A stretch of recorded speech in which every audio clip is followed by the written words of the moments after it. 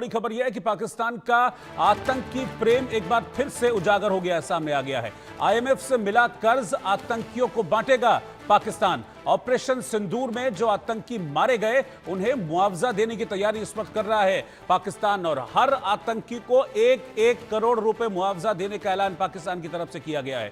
जैश प्रमुख मसूद अजहर को 14 करोड़ का मुआवजा मिलेगा।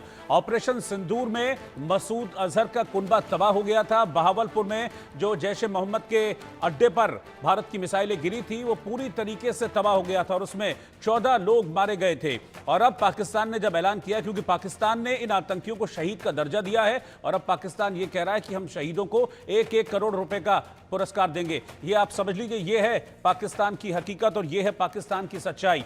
मसूद अजहर के ठिकाने पर जब मिसाइलें गिरी थी तो वहां 14 लोग मारे गए थे, और इस लिहाज से अगर देखें तो मसूद अजहर के जो लोग हैं, जो आतंकी मारे गए, उनको पाकिस्तान की तरफ से 14 करोड़ रुपए का मुआवजा दिया जाएगा। ये आप देखिए, इस तरीके से आतंकियों की मौज करा रही है शहबाज सरकार। आतंकी मारे जा रहे हैं, उनके परिवारों को मुआवजे बांटे जा रहे हैं।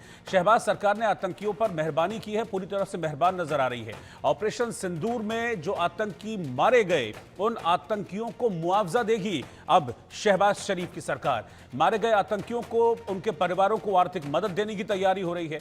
शहबाज सरकार मारे गए आतंकियों को 1-1 करोड़ रुपए, यानी कि एक आतंकी मरा तो उसके परिवार को 1-1 करोड़ रुपए देने का ऐलान किया है शहबाज सरकार की तरफ से। जो घायल आतंकी हैं, जो इलाज करा रहे हैं, उनको इलाज के लिए 20-20 लाख रुपए का पैकेज दिया गया है। मैं आपको यह बता दूं कि अभी रिसेंट में 9 मई को ही जो इंटरनेशनल मॉनिटरी फंड है उसने पाकिस्तान को 8,500 करोड़ रुपए की पहली किस्त दी है, और अब उस पैसे का इस्तेमाल पाकिस्तान कर रहा है कहां पर? आतंक को फंडिंग करने में। और यही भारत बार बार चीख कर दुनिया के हर प्लेटफॉर्म पर कहता रहा है, चाहे वो यूएन हो या कोई भी इंटरनेशनल प्लेटफॉर्म हो, कि भाई पाकिस्तान को जो मदद आप देते हैं, जो मदद मिलती है पाकिस्तान को, वो सिर्फ और सिर्फ आतंकवाद को खाद पानी देने में इस्तेमाल करता है। इस पर भी भारत ने विरोध किया था जब आईएमएफ से पैसा मिलने वाला था कि ये मदद नहीं मिलनी चाहिए, क्योंकि ये पैसा भी पाकिस्तान आतंकवाद में इस्तेमाल करेगा। 8,500 करोड़ की पहली किस्त दी गई, और वो पैसा आप देखिए कहां पाकिस्तान लगा रहा है, वो पैसा आतंकियों को बांटने में पाकिस्तान लगा रहा है। पाकिस्तानी आवाम के पैसों से आतंकी जिहाद करेंगे, यानी कि जो पैसा पाकिस्तान ये कहकर मांग रहा है कि हमारे यहाँ भुखमरी है, हमारे यहाँ हालत खराब है, पब्लिक के पास हमारे यहाँ संसाधन नहीं है, हमको अपना इंफ्रास्ट्रक्चर डेवलप करना है, लेकिन वो अपना इंफ्रास्ट्रक्चर डेवलप करने में पैसे का इस्तेमाल नहीं कर रहा है। वो इस पैसे का इस्तेमाल कर रहा है आतंकियों का इंफ्रास्ट्रक्चर डेवलप करने में, यानी कि आतंकियों के जो ठिकाने नष्ट हुए हैं उन ठिकानों को अब पैसा देगा आतंकिस्तान। अब सवाल यह है कि ट्रंप क्यों इस टेरर लोन पर मौन है? क्यों अब ट्रंप कुछ नहीं बोल रहे हैं? मसूद अजहर को 14 करोड़ का मुआवजा मिल रहा है। जैश का हेडक्वार्टर तबाह यहां पर हुआ, पूरी तरीके से खत्म किया गया हेडक्वार्टर को। उसमें 14 लोग मसूद के मारे गए थे, रिश्तेदार मारे गए थे, उनकी मौत हुई थी। उनको 14 करोड़ का मुआवजा दे रहा है पाकिस्तान, उनको 14 करोड़ का मुआवजा शहबाज शरीफ दे रहे हैं। लेकिन वो अमेरिका, जो कि हमेशा आतंक का पहरेदार बनता है कि हम आतंक होने नहीं देंगे, खुद को आतंक पीड़ित भी बताता है। 9/11 में क्या हुआ था वो सारी दुनिया ने देखा था, जिसके बाद अमेरिका ने लादेन को मारकर ये जाहिर करने की कोशिश की थी कि हम आतंक के सबसे बड़े खिलाफत में खड़े हुए हैं। लेकिन वो अमेरिका चुप्पी साधे हुए है, और अमेरिका की चुप्पी कई बड़े सवाल भी खड़े कर रही है। इस बीच मैं आपको बता दूं कि ये पहली किस्त जो है वो आईएमएफ की तरफ से जो 8,500 करोड़ की पहली किस्त थी वो दे दी गई है पाकिस्तान को, और जो दूसरी किस्त है करीब 12,000 करोड़ रुपए वो दी जानी है। लेकिन ये 12,000 करोड़ रुपए एक साथ नहीं मिलेंगे पाकिस्तान को, 28 महीनों में अलग अलग किस्तों में, यानी कि इंस्टॉलमेंट्स में ये पाकिस्तान को दिए जाएंगे। कुल मिलाकर 20,500 करोड़ की ये मदद है जो इंटरनेशनल मॉनिटरी फंड यानी कि आईएमएफ की तरफ से पाकिस्तान को दी गई है, जिसकी पहली किस्त 8,500 थी, और 8,500 करोड़ का जो ये फंड है, जो ये रकम है, वो पाकिस्तान आतंक के इंफ्रास्ट्रक्चर को मजबूत करने में, उसको वापस खड़ा करने में लगा रहा है। शहबाज शरीफ और सेना प्रमुख जनरल आसिम मुनीर के आदेश पर उनके संघीय मंत्री राणा तनवीर हुसैन ने पाकिस्तान के शेखपुरा और मुरीद के इलाकों का दौरा किया। दौरे के दौरान लश्कर तैयबा के आतंकी मुजम्मिल इकबाल हाशमी से भी इन्होंने मुलाकात की। उन्होंने कहा कि मुरीद के आतंकी शिविर को सरकारी स्तर पर फिर से बनाया जाएगा, यानी कि वो मुरीद के से आप समझिए कि मुरीद के मतलब है हाफिज सईद, क्योंकि लश्कर का ये हेडक्वार्टर था, और लश्कर के हेडक्वार्टर को फिर से बनाने का वादा कर दिया पाकिस्तान के मंत्री ने। सुनिए जरा।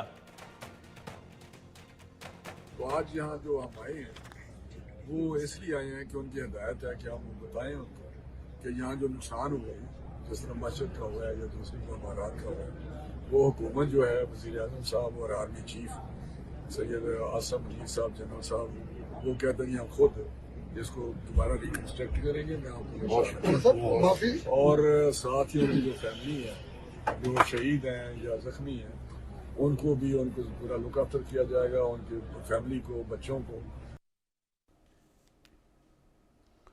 तो राणा तनवीर हुसैन को आपने सुना, ये पाकिस्तान के संघीय मंत्री हैं और ये जनरल मुनीर और प्रधानमंत्री शहबाज शरीफ के आदेश पर पहुंचे थे और मुरीद के इलाके का दौरा किया। एक आतंकी जो मारा गया उस पर शोक व्यक्त किया और कहा कि मुरीद के को रीडेवलप करेंगे, जैसे कि मुरीद के कोई आतंक का अड्डा ना होकर कोई बड़ी कॉरपोरेट कंपनी हो गई।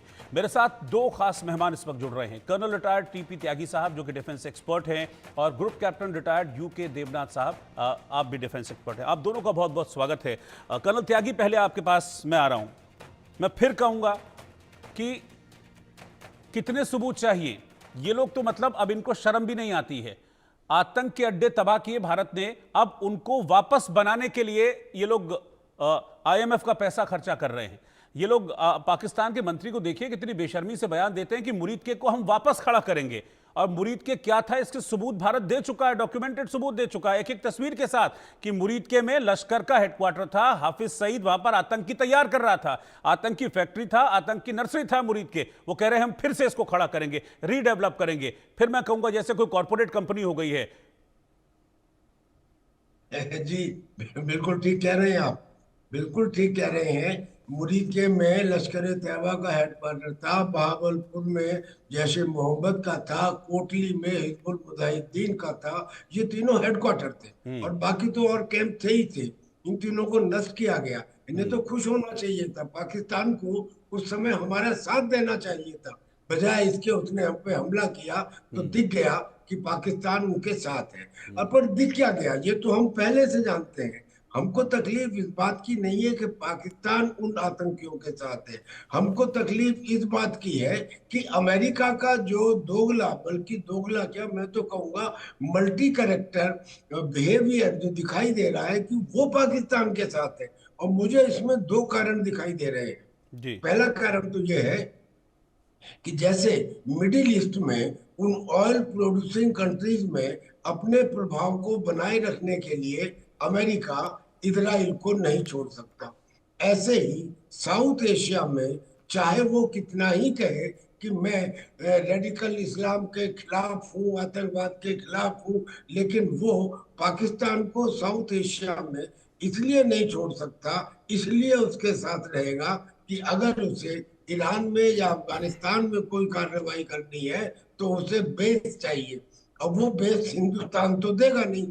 हिंदुस्तान ने अगर क्वेड में अमेरिका को साथ दिया भी तो पहली बात तो मना कर दिया कि it is not a military alliance, जो मीन्स अब वो क्या करे, उसको पाकिस्तान को किसी ना किसी वे में सपोर्ट करना है।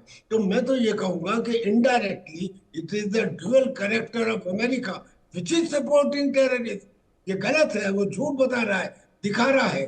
पहला कारण तो ये, और दूसरा कारण ये कि चाइना अमेरिका का प्रतिद्वंदी होगा, मान लिया, लेकिन अब अमेरिका को और जो वेस्टर्न कंट्रीज हैं उनको ये लग रहा है कि हिंदुस्तान की जो जीडीपी के इंक्रीज की स्पीड है इतने बड़े बाजार की, और स्पीड ही नहीं, the rate of change of speed, यानी कि जो एक्सीलरेशन है वो इतनी तेज गति से बढ़ रहा है कि वेरी सून पोटेंशियल की वजह से Hindustan will become a rival to all of us. Hence, not only America, the Western countries are also having a little sympathy for Pakistan's terrorism.